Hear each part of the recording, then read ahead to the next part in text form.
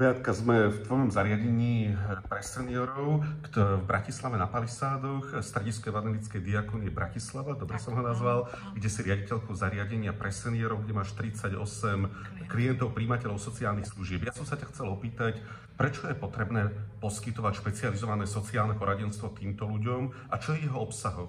Čo je obsahom sociálneho poradenstva pre seniorov s tým, že priemerný vek života u teba v zariadení je koľko? No, 91 rokov. 91 rokov. 91 Dobre, rokov. sú to väčšinou starí Bratislavčania. Čo je obsahom sociálneho poradenstva? No čo je obsahom? To je dobrá otázka.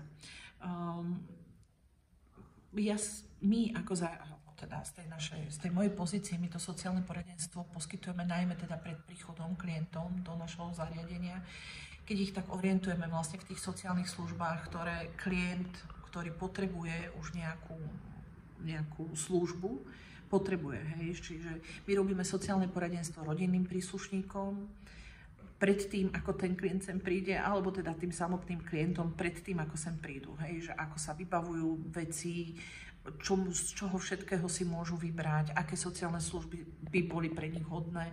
Orientujeme ich v tých sociálnych službách. To je takéto základné. A keď idete do špecializovaného, keď pracujete napríklad s minulosťou seniora, s jeho emóciami, s jeho prežívaním, tak čo je vtedy obsahom poradenstva? Áno, no my potom teda poskytujeme tie rôzne terapie, hej, alebo terapie, keď to robí odborník, alebo ako dneska v zariadeniach takýchto, keď nie sú odborníci, tak poskytujeme aktivity s prvkami tej ktorej terapie. No ale my sa snažíme, my vieme, že teda tí naši klienti sú naozaj v tej poslednej vývinovej fáze alebo v tom štádiu, ktoré sa volá obdobie strát. Že my všetko, čo robíme preto, aby tí ľudia dokázali spracovať teda tú svoju minulosť, aby vedeli pochopiť tú úlohu tohto obdobia, ktoré tá staroba má. Hej? A to je vlastne naozaj také spracovanie tej minulosti alebo spracovanie tých rôznych rozhodnutí, ktoré v živote spravili, rozprávať sa o tom, aký život žili, čo by robili inak a či je to v poriadku, že to robili inak.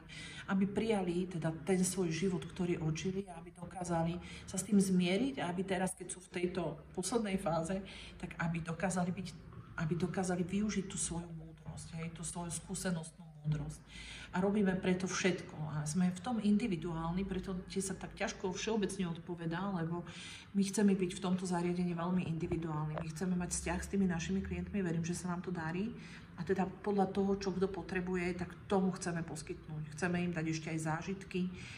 Práve to je také zaujímavé v tomto životnom období, v tejto starobe, že oni už nechcú plánovať veľmi. Naozaj, oni sa pozerajú skôr na tú minulosť, ako na tú budúcnosť. No, čiže všetky naše aktivity ako keby súviseli s takou reminiscenciou, ale na druhej strane je pravda, že samozrejme ešte chceme ich aj učiť novým veciam a to robíme cez tie nejaké kognitívne tréningy, hej, že učíme sa, máme nejaké teda špeciálne programy, kde sa hráme nejaké hry, ale také, ktoré ich ešte niečo môžu naučiť. Ale potom máme aj relaxácie, lebo aj to relax potrebuje. A to robia sociálni pracovníci tiež? Robia to sociálni pracovníci alebo inštruktori. Alebo inštruktori sociálnej rehabilitácie. Lebo my vlastne ako sociálni pracovníci nemôžeme robiť psychoterapiu, môžeme robiť akoby terapeutické techniky. Dali by sa nazvať tieto techniky, že sú súčasťou špecializovaného sociálneho poradenstva alebo špecializované práce s klientom. My sme tak zvyknutí, sociálni pracovníci robí to základné poradenstvo, povedať o tom, na čo majú nárok, na ich napríklad na dôchodok, aký majú nárok,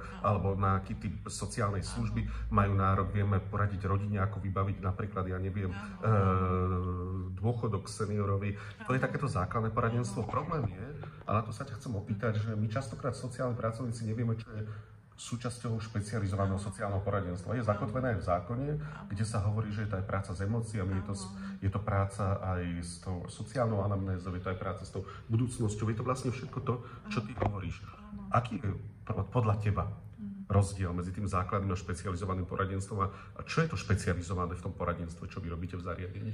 No však to je tá ťažká otázka. Čo mi dávaš presne, že ja si myslím, že ako však teraz si to veľmi dobre povedal, hej, že to špecializované poradenstvo je teda naozaj hľadanie tých vhodných podnetov pre toho človeka, že čo by sme ešte, alebo napríklad aj do domácnosti, hej, že tiež sa niekedy prídu s nami poradiť aj klienti alebo aj rodinní príslušníci, že čo ešte by sme mohli urobiť, alebo čo by mohli robiť doma s človekom, ktorý je, dajme tomu, naozaj dezorientovaný. A tak v tom im radíme, hej, že aké podnety existujú, hej, že aké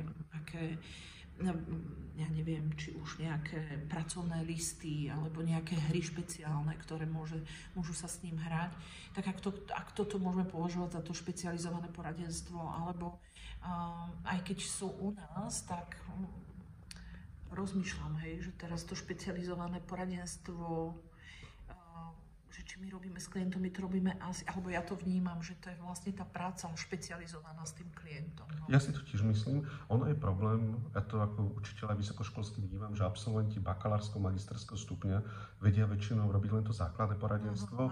Aj taká tá tradícia na Slovensku, trvá do tej revolúcie za tých 34 rokov je, že je to, že skôr takže poradiť také tie veci, ako som už povedal, ako si vybaviť dôchodok, kde si čo vybaviť, ale veľmi málo sociálnych pracovníkov, ale aj psychológov, pedagógov, treba zavodných profesionálov, ktorí pracujú v sociálnych službách alebo v sociálno-právnej ochrane, vedia robiť špecializované poradenstvo. Buď zabrdíme do psychológie a psychoterapie, čo nám nepatrí, alebo do špeciálnej pedagogiky, čo nám tiež nepatrí, ale kto sme vlastne my, sociálni pracovníci, ako špeciálni poradcovia, nevieme. No, my to robíme tak, že posielame tých našich pracovníkov, sociálnych pracovníkov alebo inštruktorov na všetky možné školenia, ktoré existujú, aby mali túto zručnosť, či už naozaj na tie špecializované terapie, aj keď presne ja tiež rozumiem, ja som sociálna pracovníčka, tak tiež rozumiem, že to nie je psychoterapia. Preto aj my tu nazývame naozaj tie naše aktivity nie terapie, nie arteterapia, alebo nie